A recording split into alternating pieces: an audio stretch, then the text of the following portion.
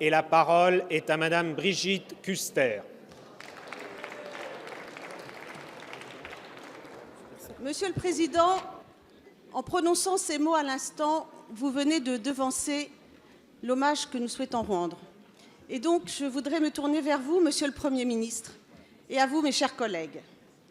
Je souhaite, au nom de mon groupe, les Républicains, et j'en suis sûre, bien sûr, au nom de tous les députés présents ici dans cette Assemblée, rendre hommage à Johnny Hallyday.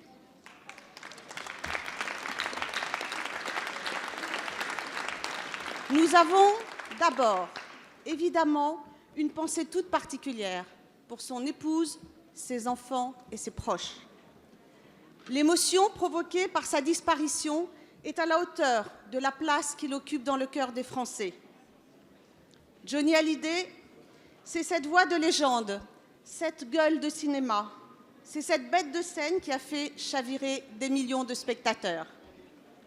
Johnny Hallyday, c'est aussi l'homme de tous les records, l'homme aux 100 millions d'albums vendus, aux 187 tournées, aux milliers de concerts donnés avec cette générosité qui n'appartenait qu'à lui. Je garde en mémoire le souvenir bouleversant de cette Marseillaise qu'il avait interprétée lors d'un concert à Bercy au lendemain des attentats du 13 novembre. Aucun autre artiste n'a su, comme lui, établir le lien à ce point fusionnel avec son public et son pays. Mais je n'oublie pas que derrière l'interprète exceptionnel, il y a des auteurs, des compositeurs, des musiciens et des techniciens dont il a sublimé le travail.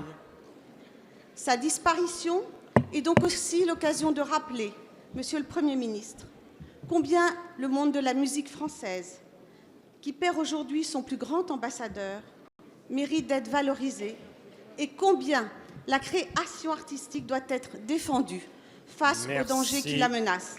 C'est indispensable pour que demain, ils soient nombreux à pouvoir... La parole est à Monsieur le Premier ministre.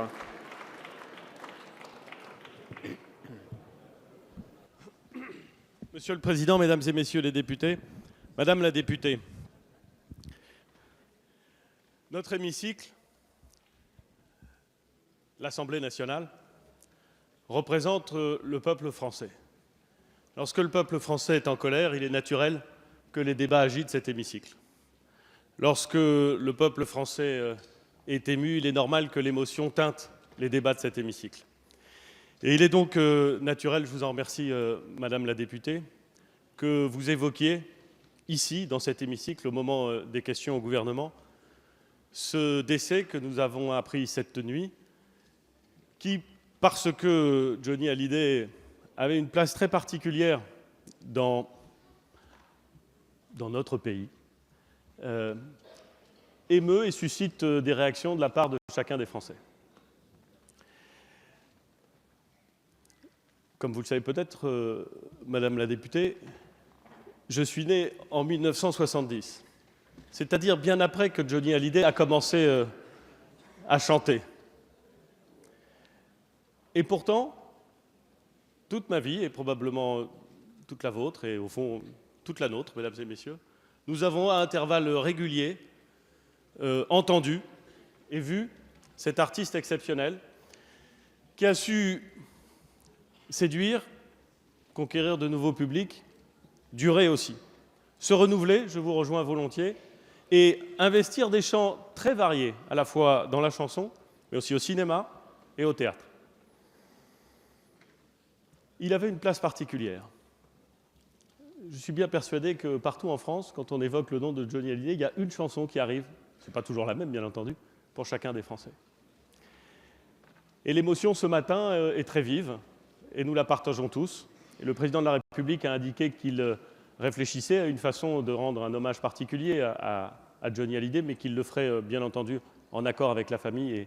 Et je pense que chacun comprend que ces décisions doivent se prendre en respectant la famille et en accompagnant la famille qui, évidemment, vit un jour de deuil. Voilà ce que je voulais vous dire, Madame, très simplement, parce qu'on peut ressentir tous ici une émotion.